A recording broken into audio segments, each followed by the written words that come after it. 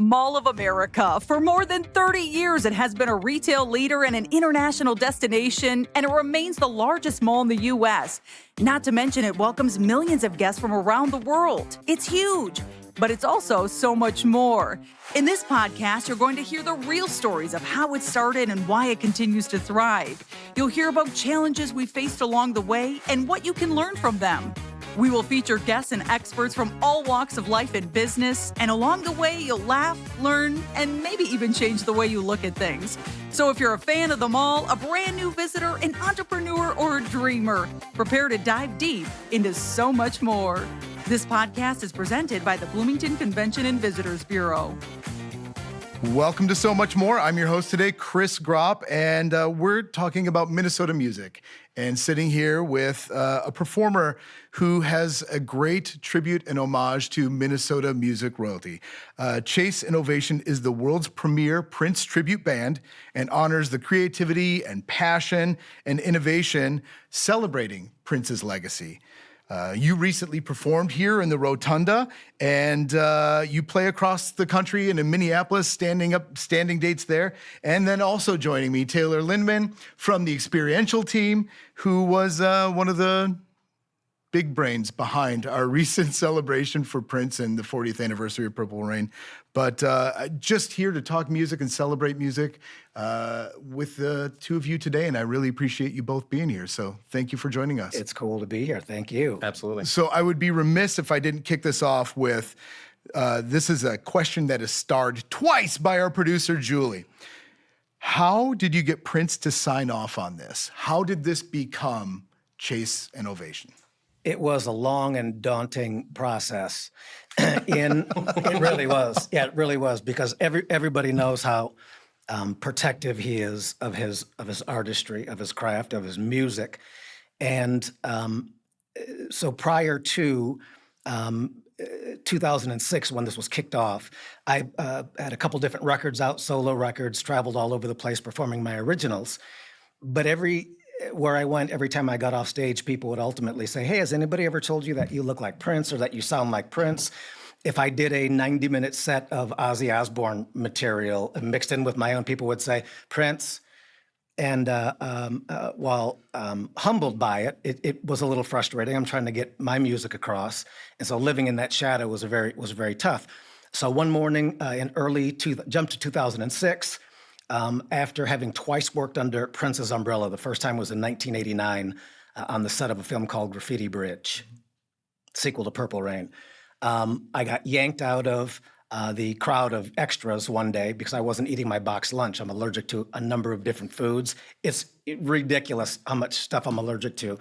But the AD and director on that particular shoot saw that I wasn't eating. He said, "What's the matter with the food?" I said, "I can't eat it. I'm allergic to it. Come with me." We walked through this maze, and there's this unbelievable tent scrimmed off in this craft room, and there was real food in that room. Of course. Yeah. And I didn't eat it because Prince was in that room. And I couldn't eat, I mean, it was crazy. But so now let me jump back to, by the way, second time was working with Brown Mark in a band called Cryptic. Brown Mark being Prince's bassist in the band The Revolution. I was Brown Mark's lead guitar player, vocalist, so on and so forth and so what. It's early 2006, and I woke up at about 4 a.m. and I said, if I had a nickel for every time somebody said you sounded or looked like Prince, well, that would be something. And I said, you know what if I just did a one-off, if I just did one concert of his music? Well, I should try that. But first I'm gonna have to get his permission. I called Paisley Park until my fingers were gnarled up, and I couldn't get him on the phone. And the folks answering the phone at some point said, "Chase, we love what you're trying to do. He's never going to say yes, so just move on and do your own thing." I said, "Well, I'm going to give it a shot anyways." I called First Avenue. They laughed. I said, "I want to do the show at First Avenue." They said, "You know what? We'll book it for you. We'll give you the room." And but it's never going to happen. Jump to, we do the load-in. The day of the show was, I believe, August 6th in 2006. We do the load-in. We're set up. We're doing sound check. and 3 gentlemen walk in the front door of First Ave. It's closed, it's locked. Nobody is supposed to be able to get in there during the day but staff.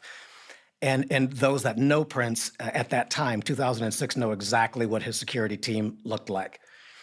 And I said, oh, Lord, we're all done. One of them walked up to the front of the stage where I was, and he said, what time is downbeat? And I said, it's, I believe it was 8 o'clock. He said, okay, the boss is across the street. We'll be here. Yikes. Yeah. No pressure. Yeah, No, not at no all. pressure. You could hear a pin drop on carpeting. It got so quiet in that room. It was unbelievable.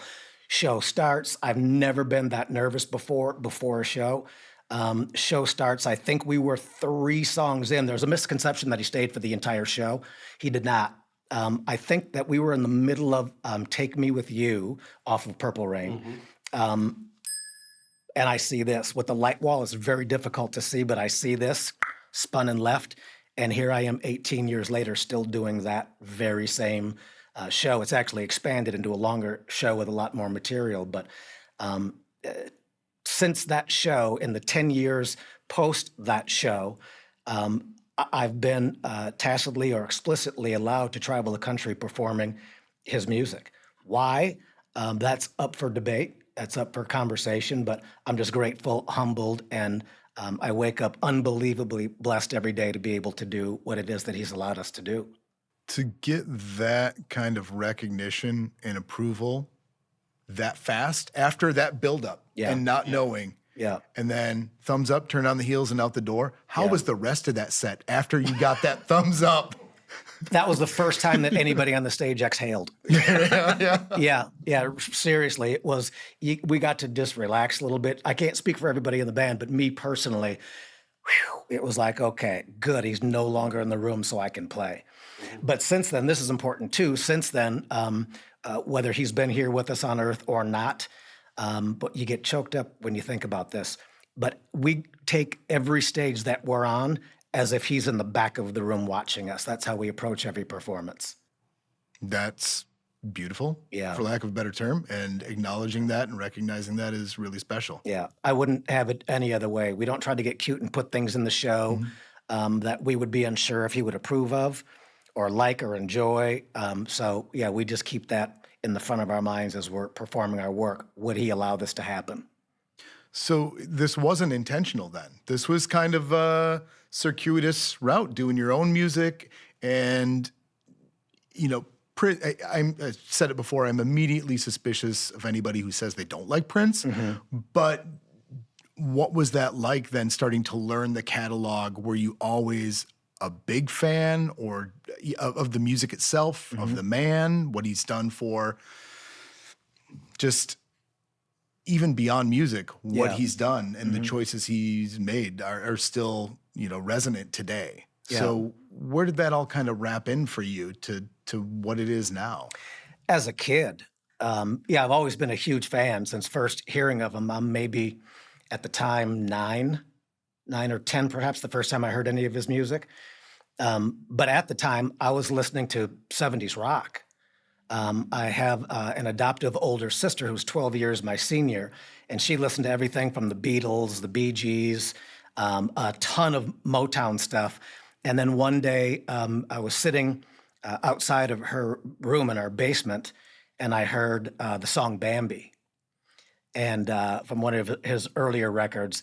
And I heard the music, and I smelled whatever scent was coming from underneath my sister's door. It was smoky. It was weird. I don't know what it was. There was a lot of giggling and hand clapping. But they were getting into the music, and so was I outside the room. And I said, I don't know what that is, but I want to participate in it. But also listening to, I mean, Van Halen is one of my favorite bands of all time. But like you had said, being suspicious of people that say, oh, I'm not a Prince fan. I may be able to get that, but at least even someone that can say that, I would propose that they would at least have to respect the musicianship. Exactly. Because learning guitar licks and riffs, whether it be on the bass, the drums, or even vocally, from some of my heroes is always daunting, because some of my heroes are the best players on the planet. But it was when I approached Prince's catalog that I realized how absurd of an idea this was for me to try to tackle this and learn this music. It's unbelievably complex. and nuanced. So for the first show, we rehearsed for 3.5 months. On a 90-minute set, we rehearsed multiple times a week for 3.5 months just to do 90 minutes in front of people. So yeah, always been a fan. But most importantly, if you're going to perform somebody else's live music, you got to do it right. You can take some liberties. I think I would agree with that. But when it comes to Prince, I don't think a lot of liberties are warranted. So I've always wanted to stay true to the music that I heard when it came out as he performed it. In other words, if he didn't take liberties with it live, I won't either. So a lot of the things that you heard at the show, those weren't variations of his songs that I just came up with or the band came up with. Those are actual treatments that he did to the songs while he was out live on the road himself. But yeah, huge fan of Prince, no doubt. And then for you, what was it like to be there on that day? Well, we actually started the night before. We loaded everybody in on the Monday night. And even immediately from the jump there, it was clear how not only professional, but with how much care that you guys really take to the music and to the whole of the performance. It's not just like, they don't just show up and play the music of Prince. As much as that's part of it, there's set dressing, and your lighting designer, Mitch Meyer, came in and added in a few other lighting elements that really expanded the production elements even further than we have them in the Rotunda as it is. Was really just an incredible thing. And let me tell you, you guys are really loud in an empty Rotunda. What guys? Yeah. Yeah. It was. But you got a private show out of the deal for sound check. Absolutely. It's, in the Rotunda at night when there's nobody there and there's no other noise in the mall and no screaming children on the rides in the background. Screams of joy. Screams of joy, of course. It really is just a remarkable wall of sound that you guys can put out. Yeah. And that's A, impressive, B, thank God we had people there. And thank God that we had some bodies to soak up that sound. Sure. But truly just the respect that you guys treat the entirety of the production and give it every detail is accounted for rather than left to the wayside or just, we'll come in and we'll play Purple Rain and we'll go home. There's so much more to it, and it's immediately clear from the moment that you guys stepped in the doors and got all your stuff there, that was important to you as it was to us putting together that show. Well, I think words matter, right? And you're a tribute, right? Yeah. Not a cover, right? Tribute, yep. And that's important. Yep. And honoring that legacy, yeah, that can feel just as daunting as stepping on a stage and knowing the boss is coming. Forget about it. Yeah, that was, oh man.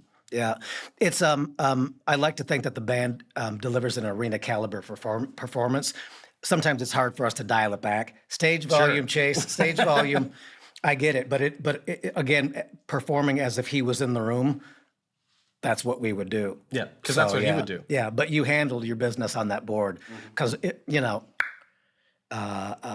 that sound. I listened to that sound, hit the top, hit the back, come back to me 3 times, and I said, "Oh, this is going to be something." But you corralled it, so that was cool. That was a lot of fun. Absolutely. Yeah, and we're fortunate to have the team that we do, or we wouldn't be able to do things like this and deliver on our promise to our guests that we're going to put something in front of them that they maybe wouldn't expect in a mall. Certainly not a big mall, but the best mall, absolutely. Right. We wouldn't expect less from the biggest and the best. That's right. And where did the name come from, Chase and Ovation? A gentleman that worked for me back in 2006, who's no longer here with us, he said, "Well, what are you going to call it?" And I said, "I don't know, but I don't want to call it something cute, like one of the names of his songs." So we just sat down and started scribbling on a legal pad. And he said, "Well, narrow of these 25, whittle it down to 9. And then I'm going to come back in here in like an hour, and I'm going to pitch you your own 9 names. And I bet you're going to pick one." And he got to Chase and Ovation, and he pitched it to me. He said, "Here's why this is the name you're going to pick. Because your name is Chase, and what are you doing? You are giving an ovation to Prince. When you see Prince, you give bands, whether it's Prince or anybody, you give them a standing ovation. You give them an ovation if you're happy with the work. And I said, you just sold me my own name. It's Chase and Ovation. Yeah, some people think, they ask, is that a play on Prince and the Revolution, Chase and Ovation? It's not. That was kind of an afterthought, like, oh, I didn't see that one coming, but it does fit the naming moniker that he likes. It does, yeah. It's okay that it works on multiple levels. Yeah, that's it's cool. fine. Yeah, that's fine. I like it. Are there certain songs you like to play more than others? Yes, but it depends on the day. Sure. It depends on the occasion, the event, the mood, who's in the room. But they're all the favorite. What are your 3 favorite foods? Name them. All the rest of them have to be burnt. You can only eat those 3 for the rest of it. It's an impossible question. It's a great question. So I say all of them are my favorite. Yeah. Obviously, Purple Rain is, I mean, what are you going to do? That is arguably one of the greatest ballads ever written. So that's one to, I look forward to playing that. I anticipate it coming.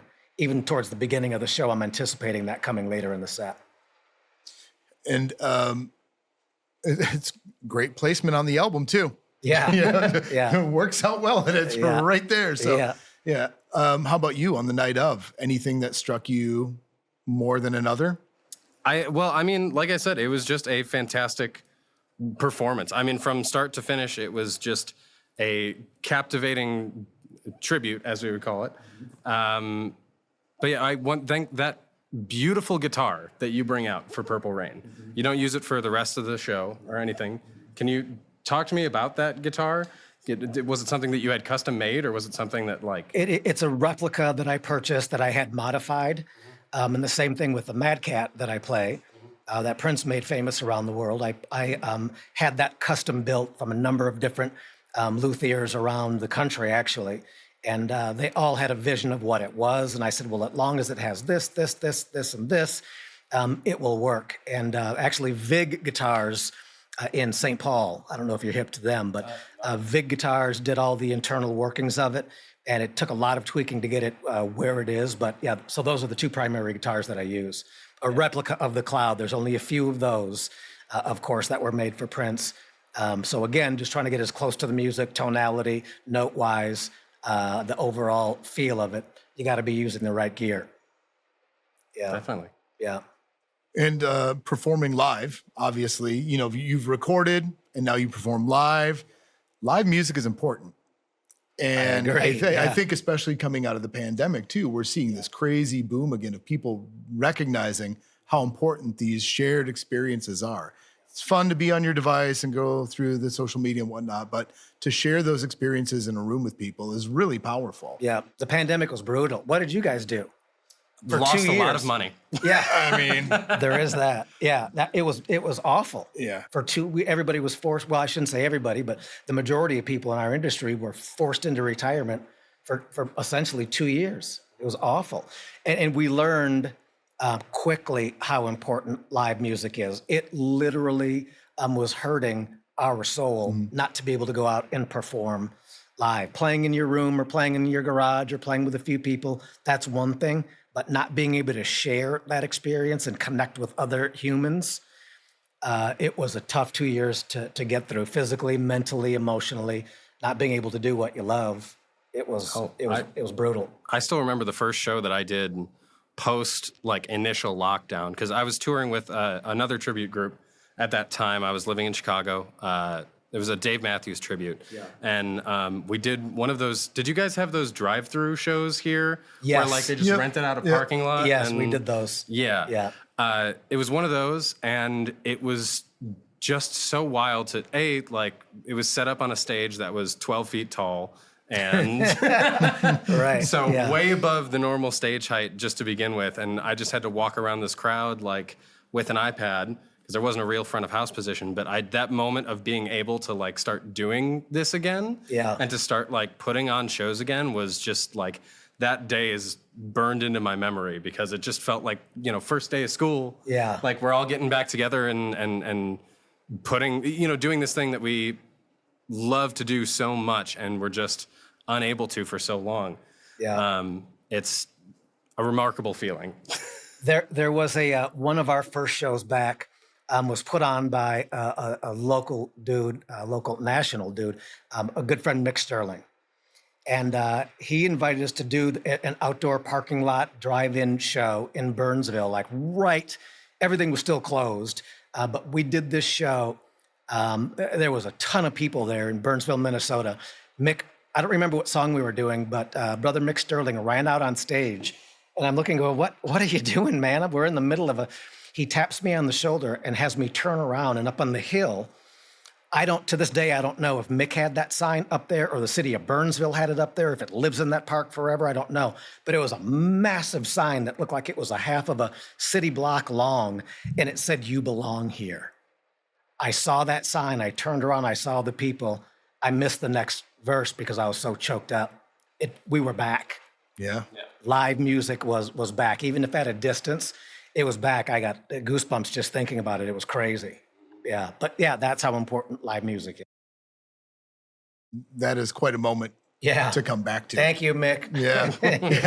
Could have waited till the end of the song, maybe. Yeah. But no. He does a lot of really cool stuff for a lot of really cool people. He helps people all over the place. But that was one. He helped everybody heal awesome. During and after COVID. Yeah. Any standout live performances that you've seen? All of them are, I think, outside of our band, just bands, period. There's too many to name. And if I name 9 or 10 or 20, there's going to be some that are left out. I think just local live music, period, is good. Anytime there's a group of cats or kittens on stage playing live music, I'm in. Yeah, I'm in. Just music. To your question about favorite songs to play or ones to avoid or whatever, my thought is that any music at all, I don't care about the genre, if it makes me feel something, that's good music. I'm in. I'll take it. That's actually all just the sub frequencies. It's just exactly. making you feel something. It's the not subs, actually right? It's not the tonality or the notes or the vocal. Yeah. If it makes you feel something, sad, happy, indifferent, angry, even if you don't like it, that's an emotion. Absolutely. Yeah. Yeah, it's powerful. And it's an awesome gift to be able to share. We're thankful that you were able to join us for our big celebration, and hope you had a positive experience. It sounds like you did. It was awesome. To your point as well about first walking in, first looking at him within minutes. If you look at somebody, truly look at them, within minutes, you're going to understand that person's nature. If you just look quietly and listen with your heart, and within minutes, I knew that this is a cat I wanted to work with. Yeah. I very much appreciate that. It was awesome. It was a great experience. Thus completes your annual review. Yeah, exactly. Yeah.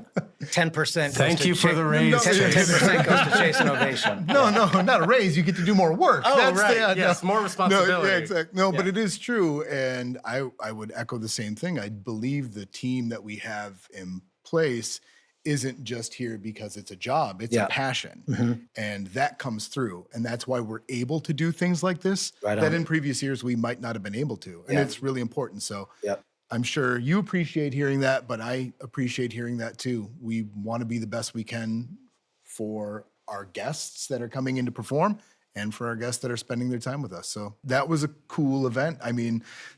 Really, your brainchild. Yes. We had a tip-off from someone, another event promoter that works in and around Minneapolis, and she asked us if we were doing anything for the 40th anniversary, and I was like, no, that seems like a wrong thing. That seems like something that a glaring oversight. Yeah. With just how important Prince is to the Twin Cities, and I don't know. It just seemed like a home run to me. And, I ended up reaching out to you guys to see if you wanted to come and participate in it, just knowing your connection to Prince and obviously to the seminal record and all that stuff. I just wanted to do something special and something big and get like a real festival-style music event in the Rotunda to kind of flex our capabilities and see what we can do here in our spaces when we really buckle in and get to it. Yeah. And so really in previous years too, that event that you headlined for us probably would not have had the production value that it did. Like, our team has really made that space unique and special. And we wanted to too. Kind of what you're talking about, like with the loss of hard rock, and there's just not a lot of venues that can host music here. So we've really been intentional with putting as many musical performances there as we can, and really working to highlight Minnesota artists, especially through our local connections. So it was a blast for us to be able to showcase as many Minnesota musical talents as we could on a day of some great significance. So Absolutely. hats off to you. Yeah, we had a blast. Yeah. Are there any plans for any, be it commercial outsiders or you guys, are there any plans to do anything music-wise? Maybe another venue, something in an event center where it's a normal thing on a weekly basis, monthly basis? It's tough to say what any tenants have planned. I know, I feel like of the mix that we have in here right now, the Fair on 4 would be the one that's most primed to be able to do that and stand that up. Yeah. But really, we're happy to carry that forward. So programmatically, we're doing, what's the Minnesota program now? I forget the name. Yeah, that's another one of my brain children, if you will. The Minnesota Musician Spotlight, which is on the months that we do it, it's every Thursday. We have a local spotlight of a local musician from 5 to 6 in the Rotunda. And that's been a lot of fun. We work with our partner, David Ostrom, with his agency, Ostrom Entertainment. And we, really try to bring together all of the different types of and styles of music that are in this city, because it's a great city for music, and there's a lot of really cool stuff out there. And David brings in people from all different walks to kind of give them a showcase in the Rotunda. So we do that. We're doing it in July. And I think we're planning on doing it in September and October as well. Yeah, we try to build it out programmatically. So prior to that, we worked with the Minnesota Music Coalition, and we were doing 2 a week. And we had a pretty good cadence for a while there. Yeah. And we've tried to change that up. We've also introduced Swing Dance Night. Nice. And that's been a monthly occurrence, and that has built a really significant following. But same thing, working with a local swing band and to see the people come out and dance with it has been a ton of fun. We've added in a salsa night. So really, we're looking for those opportunities too, programmatically or otherwise. We feel like the Rotunda is an iconic location. Absolutely. And we want to give that stage to as many performers as we can. There's no reason to me why they shouldn't share the same stage as when we have somebody with a national spotlight on them. Yeah. It shouldn't be reserved for just that. Like, let us celebrate this so when guests are there and it's maybe just passive entertainment for them, but if we make it feel special, then our guests are going to feel special, and the shoppers and people that are here for the entertainment are going to everybody wins. Feel like special too. Yeah, that's cool. Yeah. I like So it. it's been a lot of fun. Yeah. It's cool to get back. I'm sure you hear it, that a lot of people from Minnesota, they don't come to the mall. I don't think that's entirely true. Yeah. We know they're liars. Yeah, the numbers exactly. tell us otherwise. Yeah. But there was a time that I frequented the mall. I don't live that far away. I'm just in the North Loop area of Minneapolis, so it's a 15-minute ride if there's no traffic. But point being, I used to come a lot more, but coming back and working with you and the staff, it just kind of became new again, and I missed it. And so now, realizing, of course, that it's only 15, 20 minutes, everything that you need is here. And it's a feast to look at, just to walk around and look, even if you're not shopping. You're going to end up shopping for something, because how can you not with so much stuff to partake in? But yeah, it's cool, and I'm happy that this is a venue that we have in Minnesota. It's pretty cool. I don't know if it's still the largest in the world or second largest or third, but everybody's got to see it. And it doesn't matter to me. It's the best. I like it. As long as we're the best, I'm fine. There you go. It just happens to be the largest as well. But that's not important right now. Yeah. Well, thank you for joining us, Taylor. Thanks for swinging by. Thanks, man. It's so great to be here at the Mall of America. Other duties as assigned. Yes, No. But thank you so much. Thanks for your passion in putting this together and bringing Chase and Ovation here for the first time. Not the last. Not the last. Definitely not the Cool. last. Thank you, gentlemen. Thank you very much. That's it for now. Thanks for joining us. Thank you for tuning in to today's episode of So Much More. If you want to hear more, be sure to subscribe to our podcast wherever you find your favorites. including Spotify, Apple, or Google Podcasts, and you can also watch a video cast on YouTube. Go to podcast.mallofamerica.com to leave a review, ask a question, or give us an idea for the show. Until next time, thanks for listening. So Much More is presented by the Bloomington Convention and Visitors Bureau, the official destination marketing organization for the city of Bloomington, Minnesota. Before your next trip to Mall of America, visit bloomingtonmn.org for answers to all your travel questions, deals and packages for hotel stays, and so much more.